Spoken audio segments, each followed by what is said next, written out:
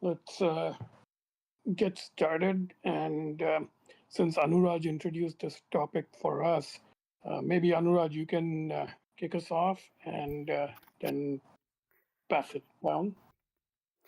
Uh, okay. About the article itself, it's already 2 months since the guy wrote it. So it's like, and this things is really moving fast. I've like seen a very few products that are moving at the rate Claude codes and or agents in general are moving. So every day, like I have a lot of like maybe like 50 bookmarks on from Twitter, about the various tricks, and it's really difficult to keep it. So even if you're like reading through the article, it's like some of the tips seems to be like out of date already, but like so I was coding like on Christmas for the other project, Yakro project, and so you eventually all the tips mentioned, like if you use it enough, you will eventually find it yourself. But what I found interesting was like what I was trying to do in my own way of keeping the context correctly. I think Steve Yagi has made a structured tool for it, and then he has also built a orchestrated on top of it. I think the tool is called Beat, so it's I think like it's a structured format for the context itself. So all these things like it's uh, what I felt was like this is like a new way of interacting with the computer. Like I have been using Cloud Code for a very long, like more than a year since Cloud models came out. But the idea itself of interacting with uh, or the product itself is something totally different. I have not used. Yeah, something like it's like wearing a exoskeleton and lifting like 100 kilos together.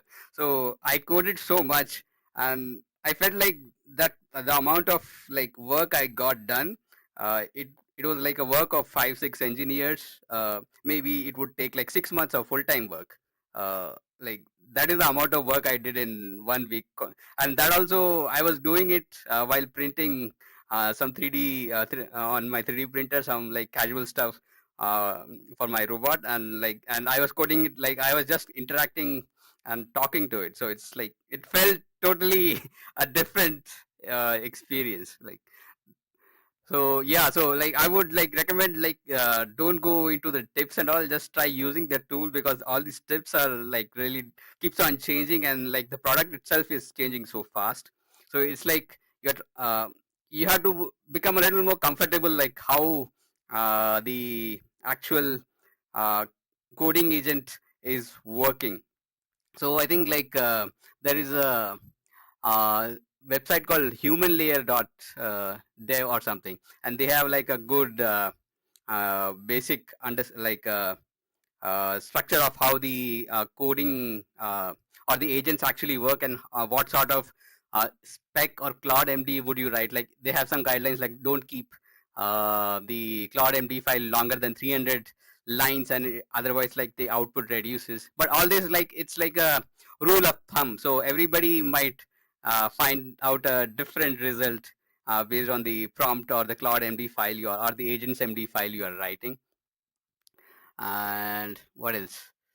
And yeah, so like there is also some uh, like the model intelligence has like not totally increased, and like I think Nvidia released the paper, like even like the harnesses that allow the agent to control the computer, like uh, kind of even with a small model you can get a lot of output with this way of programming or leak the output.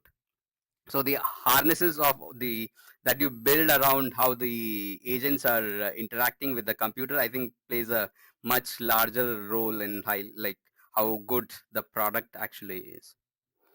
What else was I thinking? Yeah, that is it for now, and maybe I'll pass it on to uh, Ben if you're going down. Yeah. I'm searching through some of these links, and they're quite interesting, but I guess my experience is a little different. I think I was wondering if we started off by talking about this, but it turns out people are way ahead of it than I am.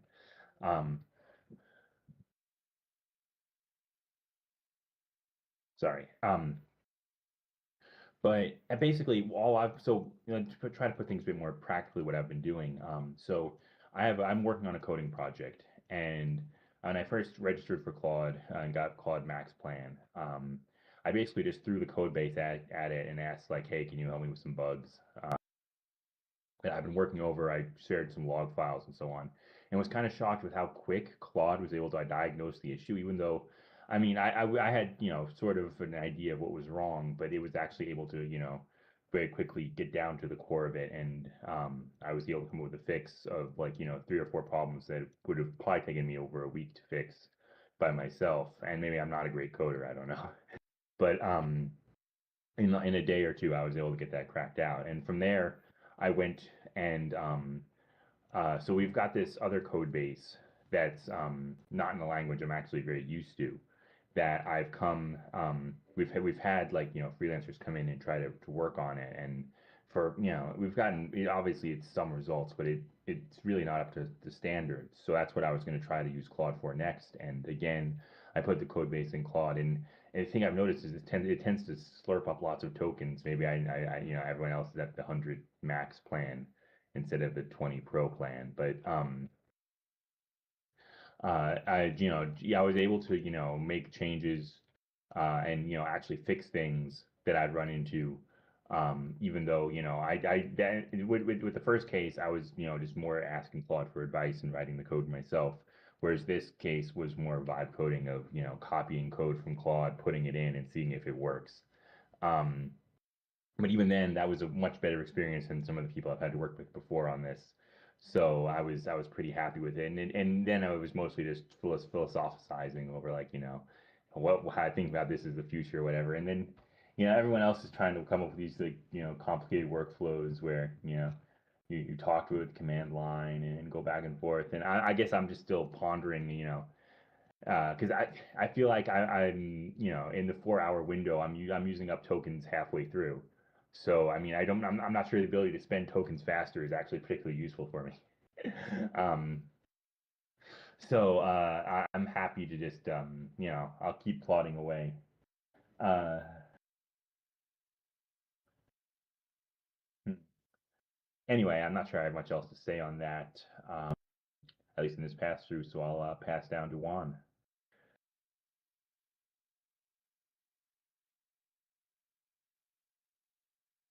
Hey Ben, Anurag, Venkat, everyone else. Yeah, I don't have a ton to add, but I guess I'm, further behind than Ben and Anurag in respect to this article because I haven't been using these many this many features from Claude and Claude Code. I guess I'll just share some of my personal struggles.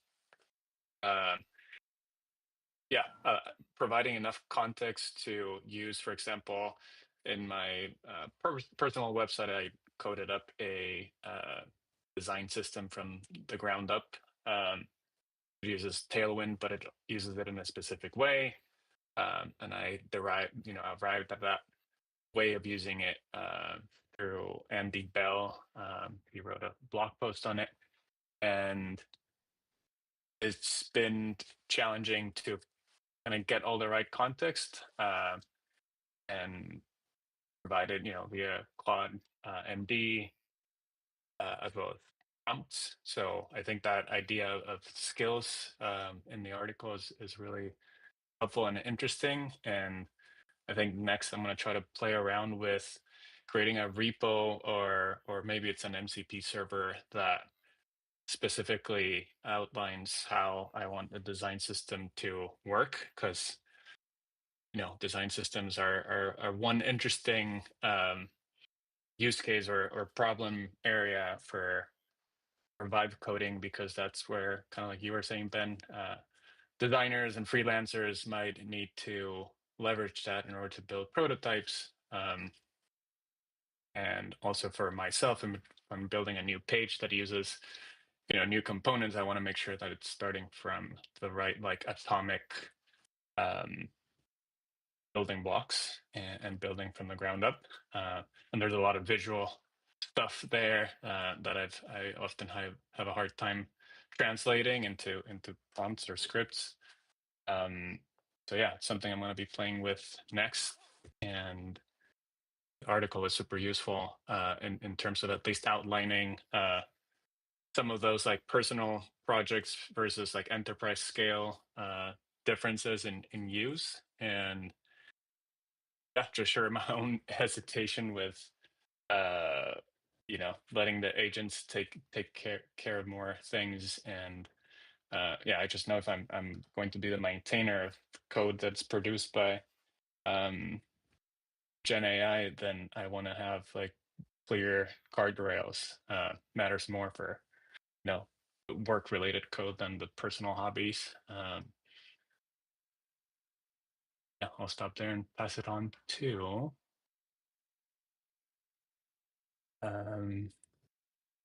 Nathan, I think. Yeah, the squirrel. So yeah, my thoughts. I think one I haven't used these a lot. I've done some boilerplate. I've mostly used these tools for research. And kind of bouncing ideas off of rather than actually coding so far. But that might just be because I don't do a lot of personal coding projects. I think general thoughts as I read this. One thing that occurred to me early on in the kind of the emergence of agents was I started to wonder if agents were going to be the thing that really drove the business revolution, or was it going to be the need to create simpler, better documentation and more explicit tools? And that would also help humans a lot. And that was maybe the low-hanging fruit that was going to drive a lot of improvements. And what I've noticed in conversations outside of this group with people like in sort of security industry and some of the some local developers I hang out with occasionally is a lot of people are using these tools. Like people talk about like I had one person who mentioned that the best way they found to get up to speed now on a new project was to go read the Claude MD and not actually to ask the other engineers, because Claude MD had to be like was tended to be really clear about what was going on and what the standards were. I've had people express to me a concern that this was just going to that push was actually not going to lead to better documentation, but to just lead to like slop documentation. But in practice, that doesn't seem to have happened yet, at least with the people I'm talking about. And I wonder if the reason for that is because these tools, ingesting the documentation and ingesting these tools are being used so much that the feedback loop is a lot tighter. And so it becomes apparent much earlier where your documentation is bad, because humans will just suffer in silence and these tools will break in interesting ways. And that's a lot more obvious. So I kind of wonder if that's going to be an interesting thing, and that overlaps with some of the work that Venkat's done around like protocolization in an interesting way, because it's making a lot of these sort of business protocols and development protocols that were implicit much more explicit. On the other hand, the move towards sort of verifying results rather than verifying process feels like it works a little bit against that. Um, we are asking demons to do our work for us. They are helpful demons, they are friendly demons, but they are still demons. And I kind of expect that a lot of this may give us like verified results that may have a lot of more unexpected or inexplicable additional effects. I don't necessarily even want to say side effects, but like additional knock-on effects. And I think that maybe like testing, maybe this is sort of like in a weird way pushing protocolization up the stack. So to the right rather than to the left. Everybody's like, move left in security, but in a weird way, this is pushing protocolization to the right towards testing and away from actual process. I don't know if that's a good thing or a bad thing in the end. And one last thought, and I know that I've talked a lot, but it struck me that all of this is also like this push towards like verifiable results as opposed to process. It's kind of like a move towards in more of like consequentialist thinking in these things. So sort of from an, you could almost look at it as development processes from an ethical perspective, ethics writ large in sort of a philosophical sense has been very up to now deontological. It's about doing kind of having the right process in place. And a lot of our systems, even um, bureaucracies or world systems, internet, the concept of international law has been based upon this idea of, we got to put the right systems in place. And what's interesting is I feel like one of the things that has led to sort of the culture wars in the US, at least, has been on both the left and the right. There's been sort of this move at an individual level toward from that away from that deontological thinking and towards consequentialist thinking, just towards different ends depending upon the political spectrum and the political spectrum. I don't know if this move in larger systems towards consequentialism is that we're seeing sort of the world move away from deontological towards consequentialist thinking and it's being driven sort of bottom up, or if there's maybe a kind of a yin yang going on. And what we were at was we were sort of this at the end of this cycle of sort of maximum deontological systems and maximum consequentialist individual thinking.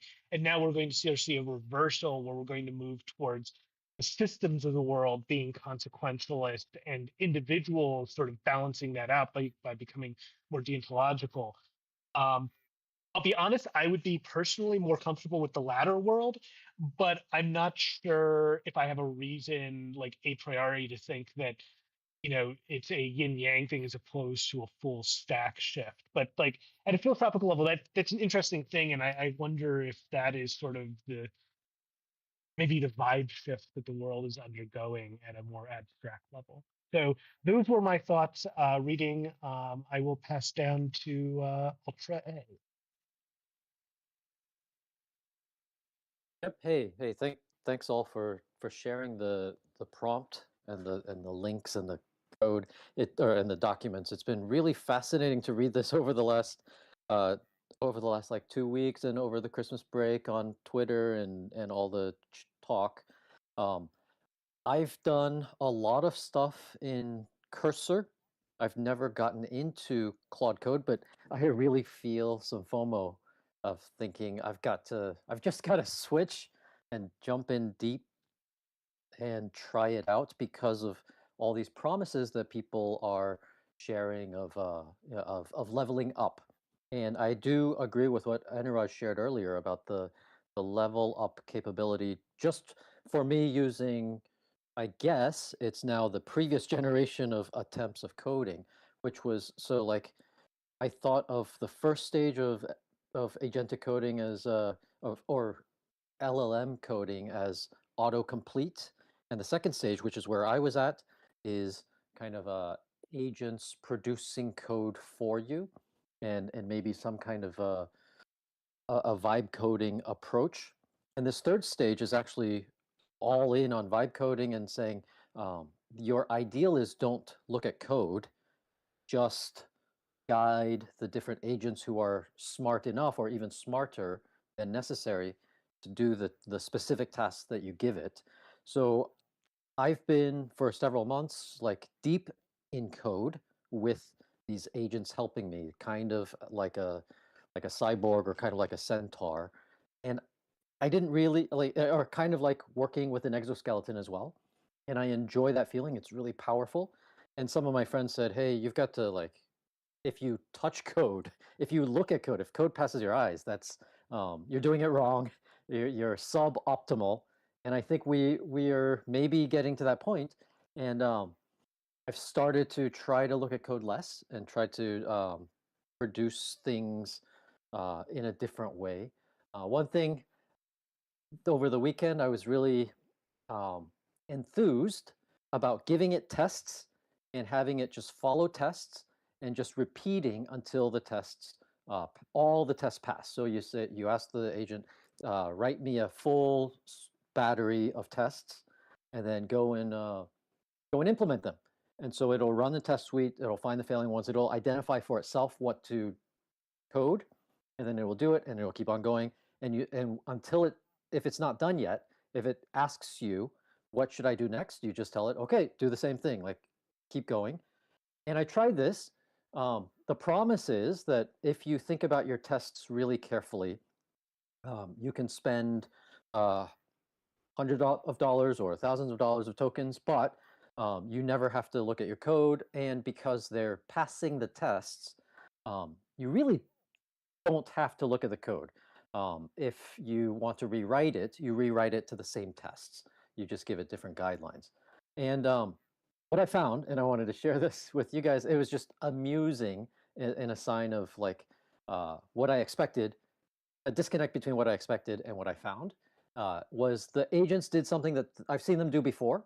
They struggled with a task, and at the end they found the simplest solution, which was to just not do it, to route around the problem, to take a detour. Because to them, that's the same outcome as fixing the problem. They went around the problem. And as a human, that's sometimes the right solution as well. So please keep going until the tests pass. And they artificially made the test pass, and they reported that they were done. And I was watching as it happened, and I asked it, so to make the test pass, did we have to cheat? And if so, great, we got this test, this stage done. Let's go back and readdress and try to solve the problem this time. And the agent happily responded, no, I didn't cheat. And here's 5 other problems that I just found for you on review and fixed for you. So like, you know, I've been extremely productive. And I think it is still like that destroys some of my sense of trust, but it is really interesting to see how these things evolve and play out. So I'll stop there.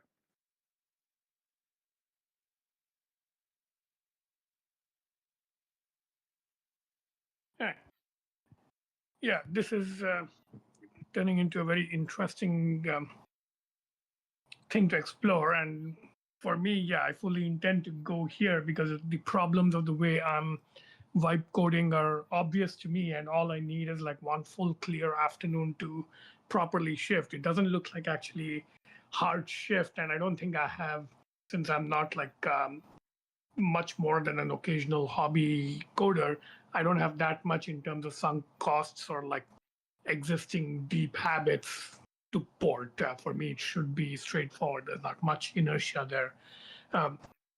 But right now, I'm mainly kind of reading around the phase shift. This looks like a phase shift, trying to kind of just make sense of it. And a couple of interesting, almost managerial level reactions. One is, since Claude Code happened, twice it has happened that one of the little projects I've casually mentioned online or chatted about with friends, I started doing a little bit of vibe coding on it, but before I could get very far, the friends I chatted with actually got in touch asking me about it, and they had already gotten much further. So that suggests to me that interesting tempo dynamics are kicking off, where slow and not very skilled people like me are somewhat speeded up, where things that I would never even attempt before or would take me a year to do, I can now do maybe in a week or two. But people who are like much more skilled and have higher aptitude for this, the acceleration for them is proportionately much higher. So in a way, a different differential is setting up. So I have a suspicion that among humans, something will happen where everybody will code more, but relatively they'll stay in the same position.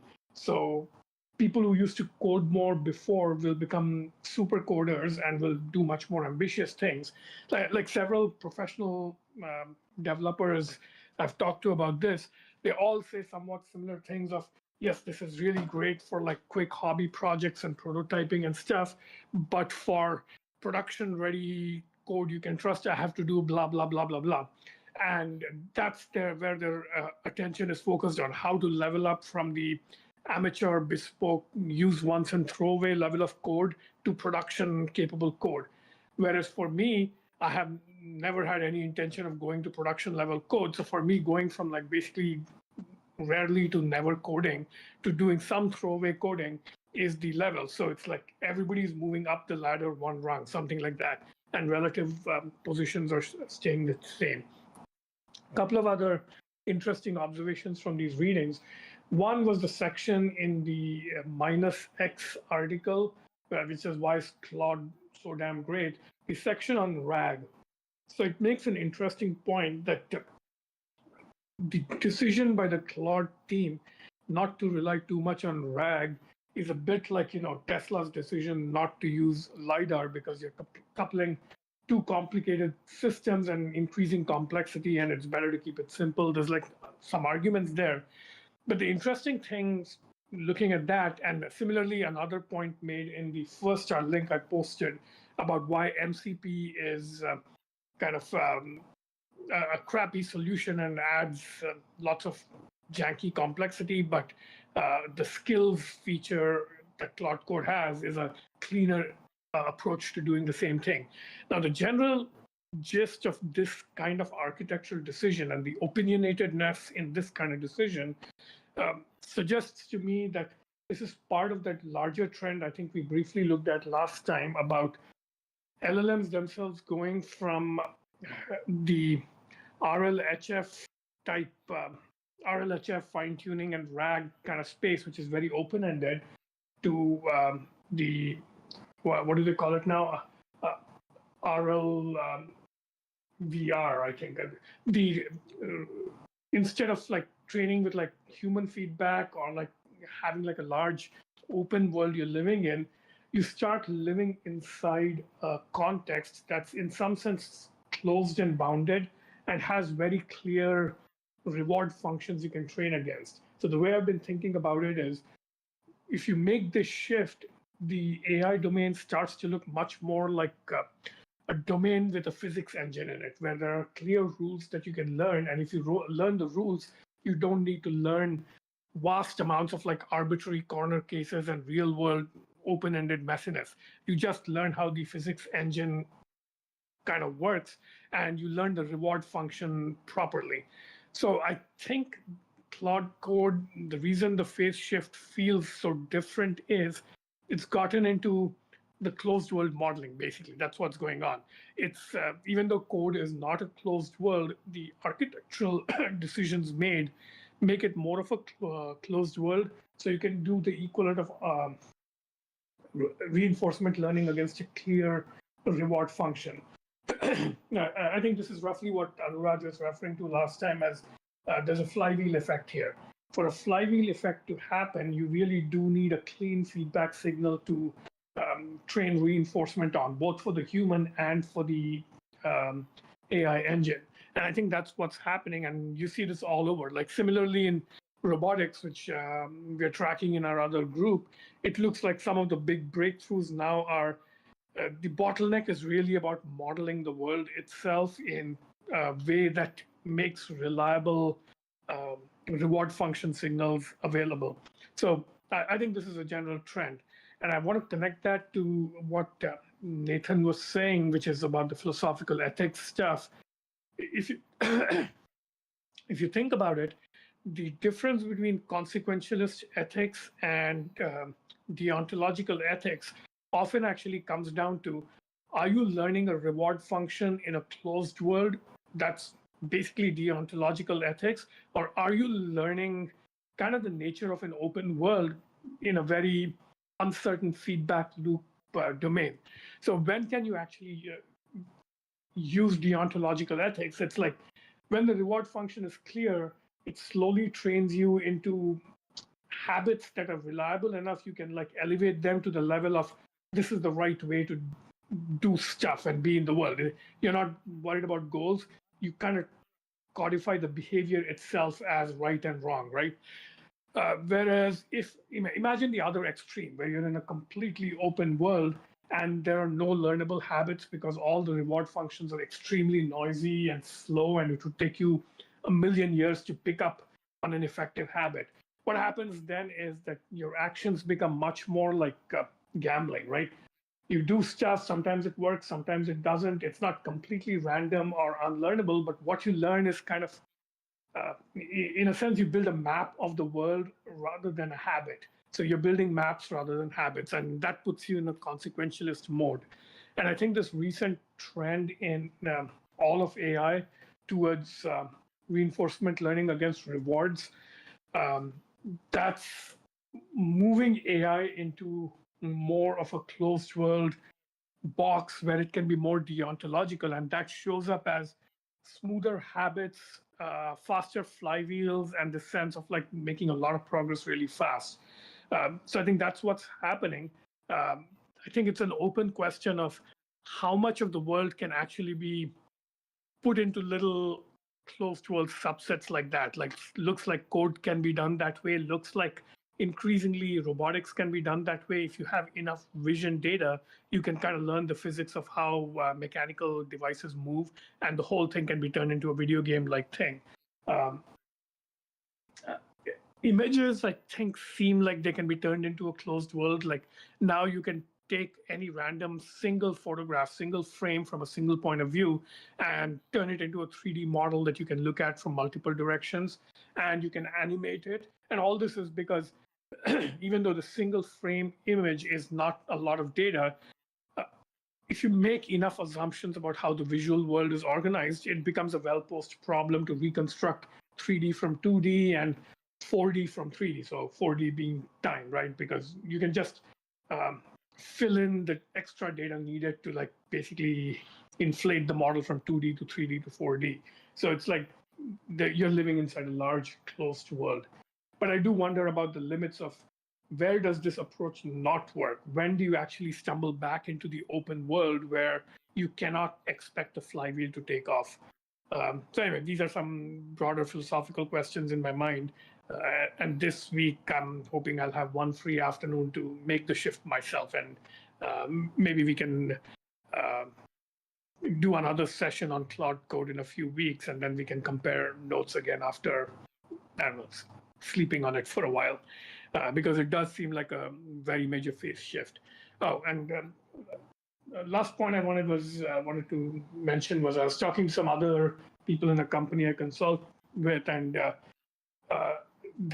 the opinion was divided on, is CLI plus this Genie-like agent that's doing stuff in the background, is that the way, or is there still a reason to have an IDE type interface with lots of tabs, with lots of code open that you can look at?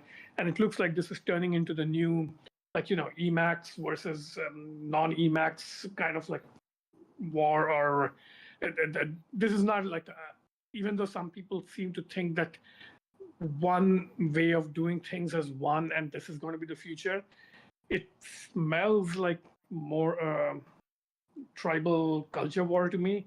Like, I think regardless of how good these things get, there will be people who kind of have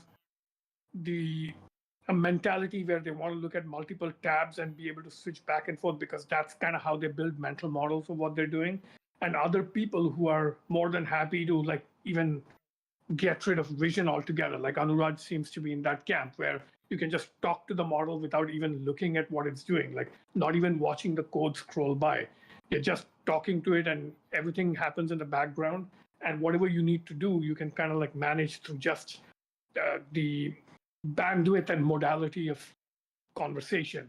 Whereas for other people, I think they do kind of still want to have like a big map of what's happening. So I feel like both tribes will continue for quite a while, but these skills, or the phase shift is not based on those UX preferences. It's based on turning it into a closed world model. That's what is my guess. Anyway, so that's all I had. And I think Jenna is on mute, but Jenna, feel free to unmute and add your thoughts, and floor is open.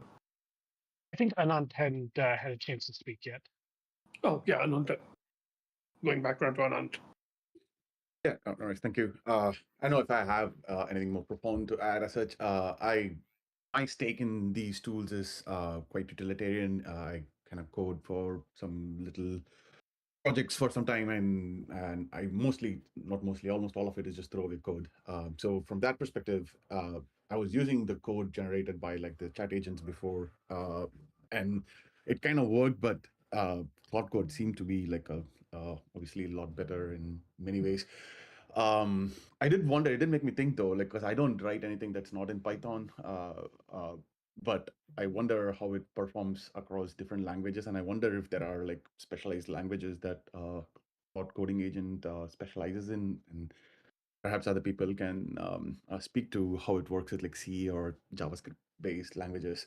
Um, the Yeah, like a couple of things that just struck at me straight out of the article itself was the sort of the keeping it simple seems to be the theme with using Cloud Code in general. Like you don't want to add many sort of instructions and all the ways that things can go wrong or right and so on and so forth. It seems like simple guardrails and even using simple slash commands and how you interface with the Claude seems to be the sort of the right approach, and kind of made me think that this sort of industry has like moved so fast. And like a few months ago, MCP was like uh, it was everywhere, and like it seemed like it got support from all the different labs trying to sort of standardize like context definitions for all these AI models. But since then, it seems they've gotten more closed in some sense, and Claude's obviously evolved in a skills direction, and I don't know what others are doing. I don't even know if others were actively sort of supporting the standards. But I thought that was an interesting sort of turn. Yeah, and also from the article, the way they use the GitHub code action, I thought that was interesting. They kind of let an agent, so to speak, I mean, let people basically pull a PR from wherever, phone or whatever, and have the agent require sort of checking in some sense before it commits code to the code base in the enterprise setting. I thought that was an interesting way to use GitHub code action, I think. And also the article touched upon the trade-offs between like when you should have like a task list for your supervisory agent and sort of have specialized agents for different tasks. And it seems like the tokens are largely conserved between both of those approaches. So uh, that'll be interesting to see how different applications might have to evolve from here and use uh, task list for orchestrating different workflows versus like having specialized agents. And I think you mentioned also uh, um, like I think creating a duplicate of, I forget the term you use, but creating the duplicate of the main coding agent and having some specialized guardrails for the specialized agents, which I thought was an interesting trade-off to look for. The other thing I was looking at, I mean, it reminded me that Karpathi's interview with the podcast on October, I believe, that he was still saying that he was still using autocomplete as his primary way of working with coding agents, and he wasn't really even into like the cursor and IDE based stuff. And what I noticed in this last year review, you did call it Claude, and maybe that things changed in the last 4 or 5 months, but I'm not sure. Given what it made me think is that given these labs are like primarily closed, and it's hard to tell what's really changing. And I was looking at like GPT-5. I believe that they've limited the context length to like 400,000 tokens, and like GPT 4.1 was like a million plus tokens. And but obviously GPT-5 and also GPT-5 was like a lower number of parameters, and they've done a bunch of distillation, other things. So it's very hard to sort of forecast how things are going to evolve, at least from my understanding. Uh, but it does seem like any effort that you are investing to increase the sort of arbitrariness. I was reminded of this old Ribbon Farm article on arbitrariness cost, I think last year. Any effort to invest in sort of increasing the arbitrariness of how these things work, it doesn't seem to yield equivalent rewards. It seems like trying to keep it simple and uh, just sort of at that middle edge between incompressibility and arbitrariness seems to be uh, the place to be. Yeah. And the last note, it's not quite technical as such, but it's funny. I was looking at the abnormal AI that I think Shrew works at, and they do some email security and whatnot. And as when I went to the website, like a chatbot popped up and gave me a Gartner report, asked for my email address, like domain email address. They obviously gave me Proton email, and it kind of worked. And I thought that was just a funny side. But anyway, that's all I had. I'll pass it back to the group. Or sorry, I'm over 1 minute. All right. I think maybe we should do a circle back in a few weeks. So maybe 4 weeks from now, we can review again and see if we've changed our mind about anything. And hopefully by then, all of us will have at least tried it once. Yeah. Any last burning thoughts?